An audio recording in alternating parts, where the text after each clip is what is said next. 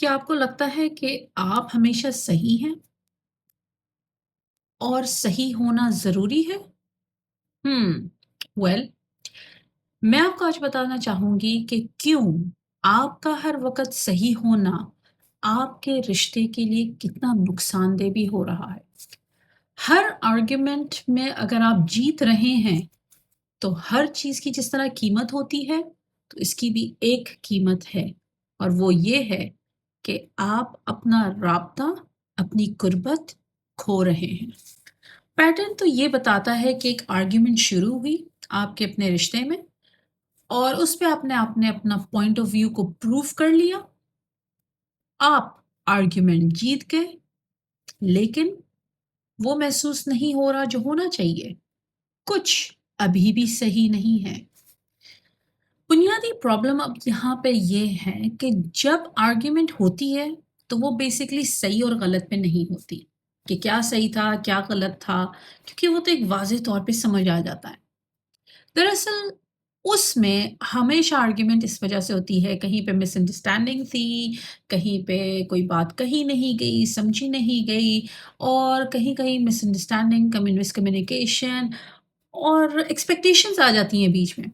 Well अगर आप argument जीत रहे हैं ना, तो फिर वो फासले क्रिएट कर रहे हैं और जो दूसरा पर्सन है, वो डेफ़िनेटली फ़ील कर रहा है अनहर्ड और definitely not understood.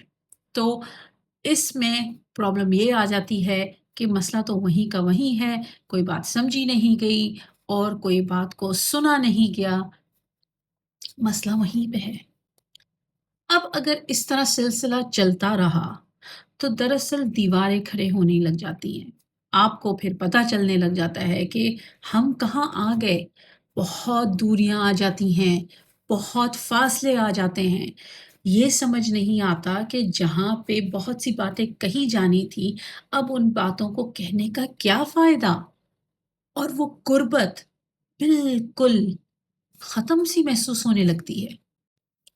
Practical shift मैं आपसे ये रिकमेंड करूँगी कि नेक्स्ट टाइम आर्ग्यूमेंट अगर हो, तो उस आर्ग्यूमेंट में वक़्फ़ा लें।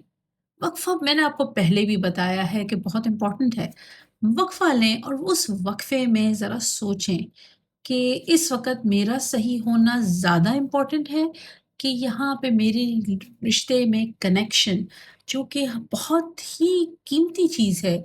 एक रिश्ता कामयाबी और लॉन्जेटिविटी में तभी जाता है, तूल तभी पकड़ता है जब उसमें कनेक्शन होती है। हमारा राब्ता जिसके साथ अच्छा होगा, उतनी बेहतर हमारी बातें होंगी। तो सोचें कि क्या इस वक़्त मेरा सही होना बेहतर है या मेरा राब्ता बेहतर है?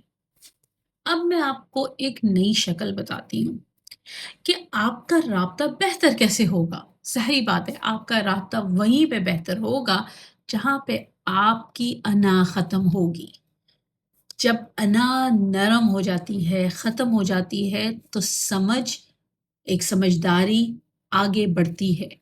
वो लीड लेती है और वो मामलात में हल करने की तरफ जाती है। याद रखें, जब भी मसले आते हैं, तो उनका एक हल, चाहे वो कितने भी मसले एक ही शक्ल सूरत में आएँ, उनका हल एक नहीं होता। वो हर वक़्त एक मुख्तलिफ शक्ल इख्तियार करते हैं, क्योंकि हर इंसान एक मुख्तलिफ एलिमेंट से बना होता है। अब यहाँ पे ईगो को हमारा सॉफ्टन होना ज़रूरी है, यानी हमारी अना को नरम होना ज़रूरी है। जैसे अना जाएगी, ख़त्म होगी, वहीं पे समझ भी बढ़ेगी। अब आखिर में मैं आपको बताऊँ, पूरी शक्ल एक ही चीज़ में है। अगली बार मत लड़ें जीतने के लिए, बल्कि कनेक्शन बिल्ड करने के लिए बात करें।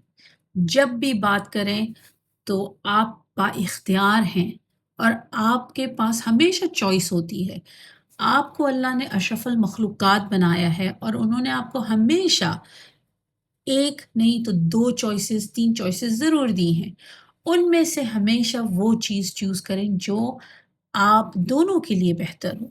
यानी हमेशा आपके हक में जीत आए, ये सही नहीं और वो आपके कनेक्शन को तोड़ रही है, कमज़ोर कर रही है।